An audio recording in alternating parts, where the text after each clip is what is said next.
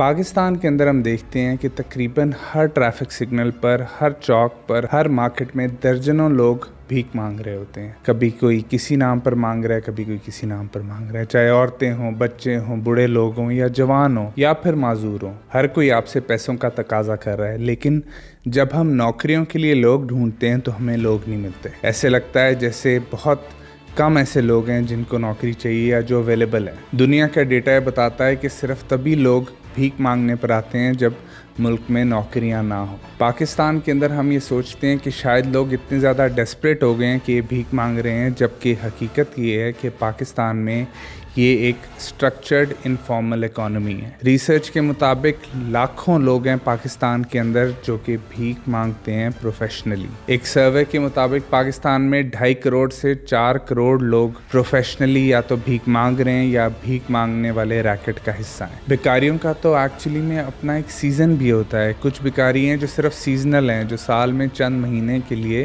भीख मांगते हैं। बड़े शहर जैसे कि कराची, लाहौर, इस्लामाबाद, रावलपिंडी, यहाँ पर टेरिटरीज कंट्रोल की जाती हैं डिफरेंट माफियाज की तरफ से। यानी कि जिसे हम भीख मांगना समझते हैं वो एक्चुअल में भीख मांगना नहीं बल्कि एक प्रोफेशनल बिजनेस है। ये जो पूरा एक रैकेट है ये बहुत ही स्ट्रक्चर्ड तरीके से काम करता है, जैसे कोई भी बड़ी कंपनी काम करती हो।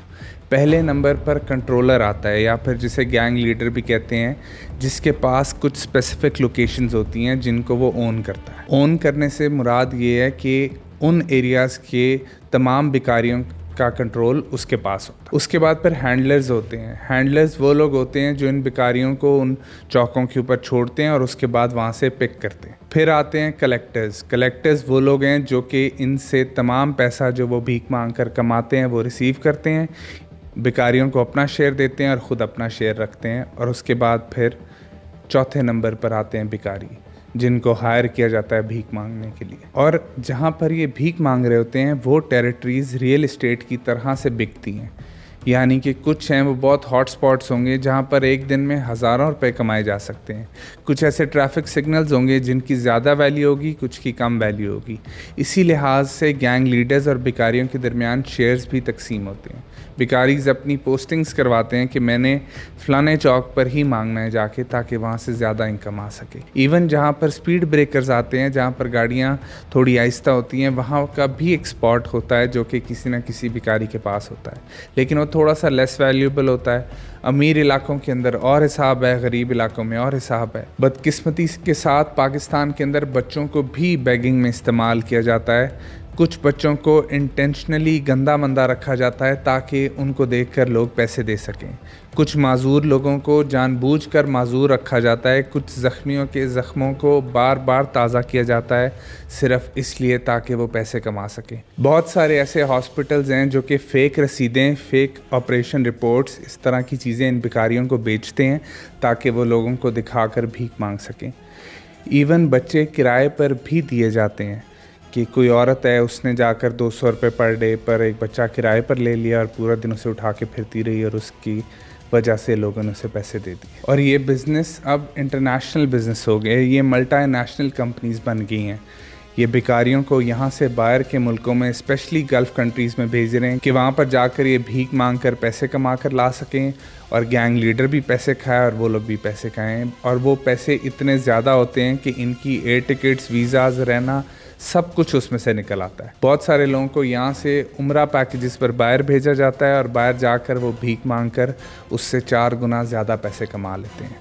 बहुत सारे लोगों को डिपोर्ट किया गया है और मेजॉरिटी लोग जो गल्फ़ कंट्रीज़ से भीख मांगते हुए पकड़े गए हैं वो बदकिस्मती के साथ पाकिस्तानी नेशनल्स हैं।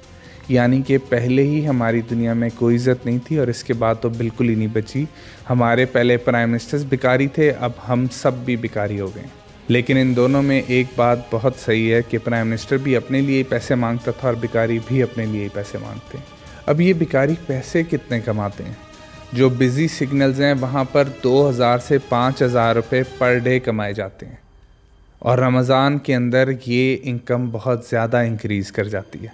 तो अब आप ये सोचें कि पाकिस्तान के अंदर जो लाखों भिखारी भीख मांग रहे हैं उनकी पर डे इनकम कितनी ज़्यादा होगी और कितनी इनफॉर्मल इकॉनमी है पाकिस्तान की जो कि सिर्फ भीख मांगने से चल रही है। लोग इनको रिलीजियस रीजंस की वजह से भी पैसे देते हैं और लोग खुद भी इनके साथ सिंपथाइज़ करते हैं कि बेचारे गरीब हैं, इनको पैसे दे दें, और वो नहीं जानते कि ये एक ऑर्गेनाइज्ड रैकेट है जो कि सिर्फ उनके पैसे लूटने के लिए रोडों पर लगाया गया है, जिसकी वजह से जो असल हकदार होते हैं, जिनको एक्चुअल में ज़रूरत होती है, वो निगलेक्ट हो जाते हैं। बहुत सारे हमारे माशरे में सफ़ेद पोश लोग हैं जिनके घर का गुजारा नहीं चल पा रहा आजकल इतनी महंगाई में, जो कि हाथ भी नहीं फैला सकते। वो इसी तरह की भीड़ में कहीं गुम होकर रह जाते हैं। वो अपनी ज़रूरत की वजह से किसी से मांग नहीं पाते, और अगर वो किसी से मांगते भी हैं तो लोग यही समझते हैं कि ये भी शायद किसी ऐसे ही रैकेट का हिस्सा हैं, इसलिए उनको भी लोग नहीं देते। इसलिए हमें पैसे देते हुए बहुत ध्यान से देखना चाहिए कि क्या हमारा पैसा सही तरफ जा रहा है या नहीं जा रहा। क्या हम किसी रैकेट को फ़ंड कर रहे हैं या हम सही लोगों को पैसे दे रहे हैं। चैरिटी करना, लोगों को पैसे देना एक बहुत ही ज़बरदस्त अमल है जो कि इंसान की दुनिया और आखिरत दोनों संवारता है। लेकिन अगर वो पैसा किसी गलत हाथों में जाए तो वो सही के बजाय ज़्यादा गलत करता है। इसलिए आपने जो भी पैसे निकालने होते हैं उनको इकट्ठा कलेक्ट करें और फिर थोड़ी सी एफ़र्ट ज़्यादा करके ये देख लें कि कौन हकदार है, और जो हकदार है उसको वो सारा पैसा पहुंचाएं। इस तरह के रैकेट्स के हाथ खुद से ना फंसें।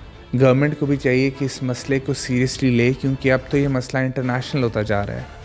ये भिखारी यहाँ से बाहर के मुल्कों तक जाकर भीख मांगना शुरू हो गए हैं।